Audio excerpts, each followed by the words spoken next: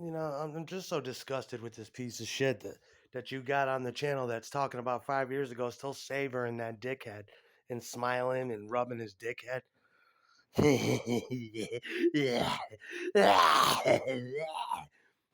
Disgusting piece of shit. I don't even remember. Why do you? Remember that crap he took? Yeah, it's just fucking awesome. The fucking aroma of it, the way it lingered. And, oh my god. You trying to recreate that crap like it was Sergeant Pepper? Still, motherfucker? I got no thing, Aaron. I'm a crap eater. You're a crap eater? I didn't know that. Remember that one time you did? Dude, I'm gonna fucking blow your fucking house to shambles and smithereens. Piece of shit. I ain't had a wink of sleep, a moment's peace since you started fucking around. It'd be one thing, it'd be a whole different bag of fucking shells if you installed cameras and never said a word, you know? But to taunt for 10 fucking years and savor that putrid schmeg dickhead of yours and stroke it off in front of me and talk about my shit, my pussy. I want young pussy. Young pussy reigns supreme. It's the order of the day and the soup of the day, and it means everything. Little pussy. That's what I'm saying. Little pussy talks. Little liberated, fucking emancipated pussy. Oh, duh. You got it, baby.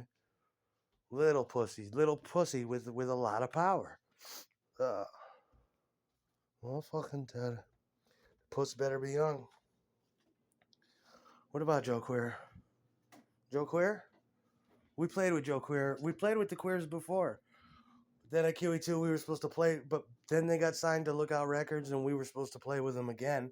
They were coming to Albany, and Hugh O'Neill died of a fucking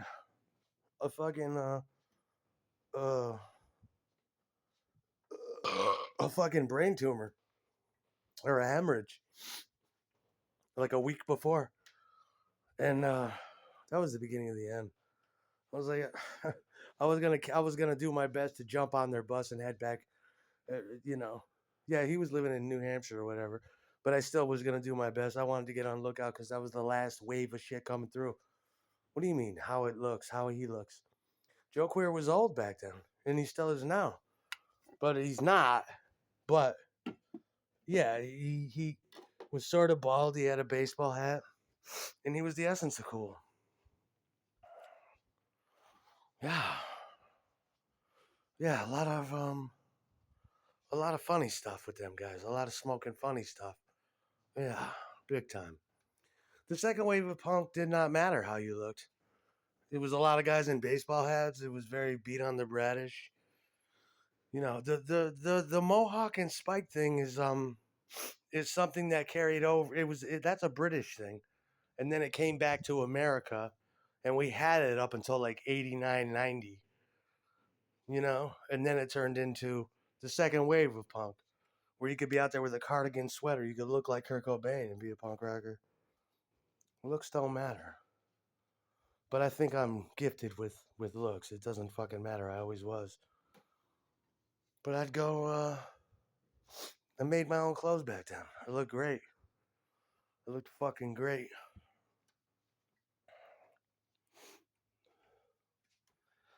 Why's the dude playing He Wants to Be a Homosexual? That's Ben Weasel's song. It was an answer to I think a Queer song. Yeah, the Queers and Screech and Weasel were very similar. They were one was Chicago, right? The other was East Coast, New Hampshire. And yeah, and I think they even knew each other. Yeah, punk. I mean, did you ever hear about Chicago punk rock or New Hampshire punk rock? Well, then they got on with Lookout Records in Berkeley, California, or wherever it was. Um, all them guys. The Mr. T Experience, fucking Blatz. Try to look back this far, I don't even remember. All them people. Green Day. Um, yeah, so many bands. Oh, so many bands I don't remember. There was quite a bit of those bands. Yep. See, that's what the girls were into too. The girls liked it. When I think of Screeching Weasel and Ben Weasel, I think of Suba. Yeah, I think of 14-year-old Suba singing "Hey Suburbia." You know, when I hear guest list though, I think of Summer. But Summer was more of a queers kind of bitch.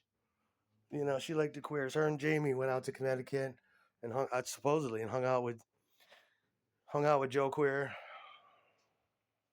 And I like Joe Queer because he was into the Beach Boys. And Summer didn't really like the Beach Boys, but I said Joe Queer likes them. You know, it was very pop. It was very bubblegum. You know, I know it all. The dude's arguing with me. No, that record's 94. I know it was 94, but I told you that they had started in 86, which says a lot for Screeching Weasel. I mean, Screeching Weasel, it's like 86. Who the fuck else was doing? Joe Queer was, but who else was doing that in 86? Punk House, Kamala's Too Nice, uh, all them songs, you know? And Screeching Weasel progressed really good. They started changing the record covers though recently. I don't know why. But my favorite was Veronica Hates Me, The Signs of Myth. Uh what else was on that single? These are all records I gotta buy back.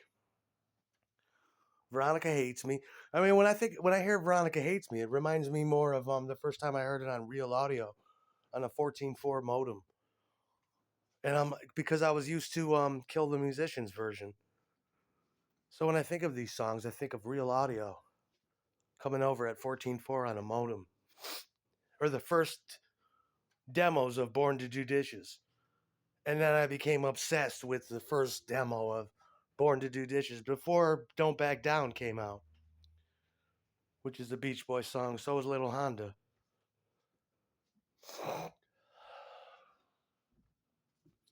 I'm gonna wake you up early because I'm gonna take a ride with you. We're going down to the Honda shop. I'll tell you what I'm gonna do. Put on a ragged sweatshirt. I'll take you anywhere you want me to. First gear, it's all right. Second gear, you know, a lean ride. Third gear, hang on tight, faster. Not a big motorcycle, just a groovy little motorbike. You know, I think of Bubblegum Dreams. Shit, when that came out, when I got Danny Oblivious gave me that record. I traded it for Undead Tompkins Square, autographed by the Undead. I said, give me that Bubblegum Dreams. It was the best album cover ever. And come to find out, the best songs I ever heard. Fucking End It All was on there along with Little Honda. End It All was a cover of the of what's her fucking name? Weird Boy Next Door, Lucky Guy, The Muffs, Kim Shattuck. Kim Shattuck needed a blast of cum all over her fucking face and tongue. That's what she needed. But she wrote that beautiful song called End It All. It's about the breakup of a relationship or suicide or something. and it harkens back to like Nowhere Man. It sounds like Nowhere Man, please listen. You know, it sounds like that. And yeah, that was good. That was the Queers. I was like, wow, look how records. And that's how I first heard that, and then I was in love. I'd say the first day I went homeless, Screeching Weasel. It was a couple days before, but they put out "Bark Like a Dog," and I was living in the back of this store for a day or two. Had a big bag of peanut butter and jelly and bread, and I wired the radio to the pipe in the back of this place because they couldn't get any reception. And I tuned into WRPI, and they played "Get Off My Back." And I remember that's when I knew the second wave of punk was over. But it was remarkable. Screeching Weasel came a long way.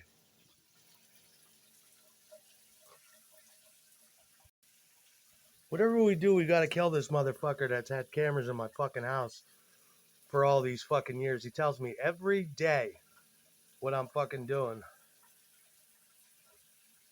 And the Facebook Live shit I used to do, well, I don't care about that. Should I be ashamed of it? It's drug addled, it's honest, it's raw, it's real. I didn't think anybody's seen that. Who gives a fuck if he did? Look at him! Look at him! Look at me what? Sitting there with a fucked up hairdo and some glasses on playing the guitar? I don't give a fuck. It's like this day. You know? What am I supposed to be on there doing? I'm supposed to be on there stalking people or something? And bothering motherfuckers? Why? I don't give a fuck about anybody but me. And some wet gash. You see, just him opening his fucking mouth at the end of a day ruins everything. And I'm sick of this dude telling me if I can't fuck me, I can't. I don't know if I can or not. Who gives a shit? It's just a fantasy, it's not real. I really doubt it. I think if he took these fucking cameras out of here, Deerhead would be like, please, can I move in, please? Me and my sister want to move in and give you double blowjobs, please. I'll be like, hell yeah. I'm just, fuck yeah. Or any bitches quite like that. Everything's a fantasy and nothing's gonna fly and nothing's gonna work as long as you're here sweating everyone. Getting everyone all dripping wet because you're sweating shit. Hey, it's a tinkle! Why? Because I come in here and I sit on the bowl? Do you see I don't have any chairs, you fucking genius? Don't act like you ain't got cameras around the whole house. Hey, it's a tinkle! Did you, piece of shit? Now you sound like a bitch. I didn't say that. You did, nigger. You sound like a bitch. You had to tinkle? Because I seen the thing can't come up on your Facebook. Yeah, I can't stand the echo tard anymore. And the toe and the two and the Tommy. That's not me. And if you know a man named that, tell him to get the fuck up off me. Covering me with it. What is it?